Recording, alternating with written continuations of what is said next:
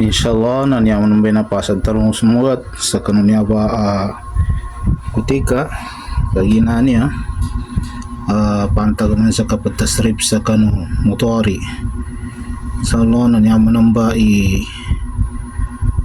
muli tarjumantan umapasad tanu pantad sa kanu madi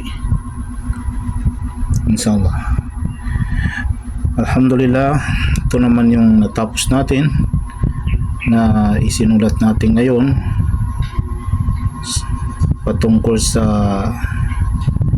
madda as-sarf sa fi'l al-mudari o tasriful fi'l al-mudari.